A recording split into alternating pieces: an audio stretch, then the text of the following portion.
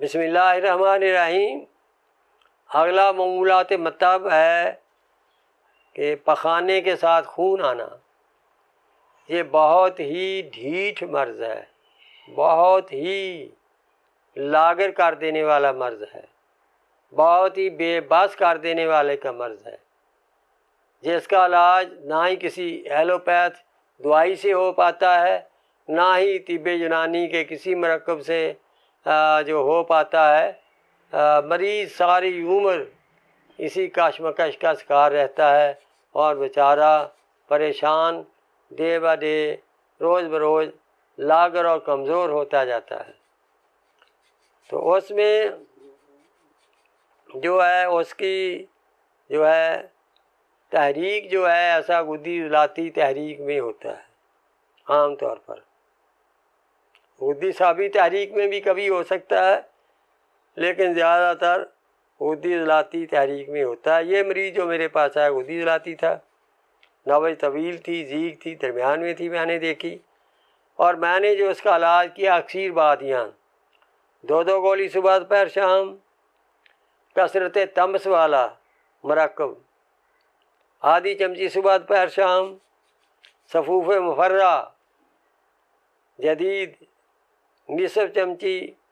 صبح شام دی، اور صبح جو ہے وہ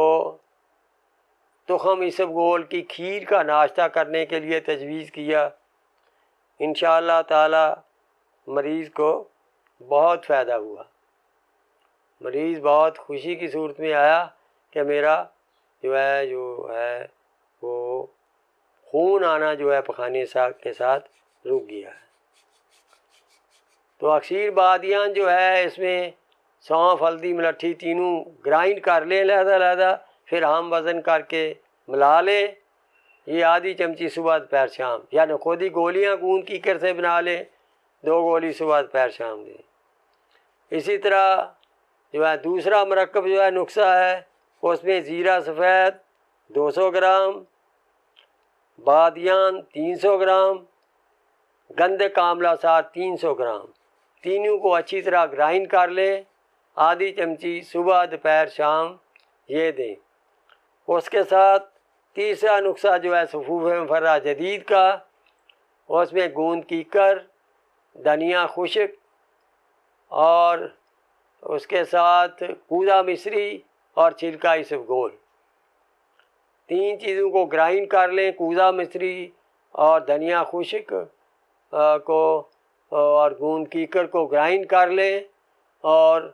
اسبگول کو گرائنڈ نہ کریں، تینوں کو ملا کر اسبگول کا چھلکا ملا دیں،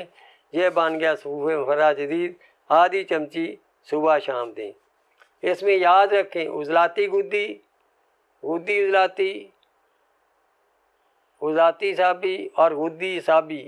اغذیہ بالکل بند رکھیں۔ اعصابی غدی اور اعصابی عضلاتی اغذیہ دیں۔ سالن میں بالکل لونگ، دالچینی، ٹماٹر، پیاز اور ایسی چیزیں، سرخ مرچ وغیرہ، سبز مرچ وغیرہ بالکل نہیں ڈالیں، بالکل بند رکھیں۔ اور ناشتہ بندہ نے پہلے کیا ہے، تخم اسبگول صاف کرا لیں، تخم اسبگول کو محفوظ رکھیں، 1 چمچ روزانہ صبح دودھ میں ڈال کر آگ پہ رکھ کر کھیر بنائیں، اور پھر حسب ذائقہ میٹھا ڈال کر یہ ناشتہ کر لیں۔ ہاں البتہ کچھ چند مریض ایسے آئے میرے پاس جنہوں نے کہا جی فائدہ تو ہوا، لیکن مکمل طور پر میں ٹھیک نہیں ہو پا رہا۔ پھر اس کے لیے میں ہزاردانی کلاں، جسے دودھی بوٹی بھی کہہ دیتے ہیں کچھ لوگ، کچھ دودک بھی کہہ دیتے ہیں، وہ میں اسے سیمپل دکھا دیتا ہوں، شناخت کرا دیتا ہوں، یہاں سے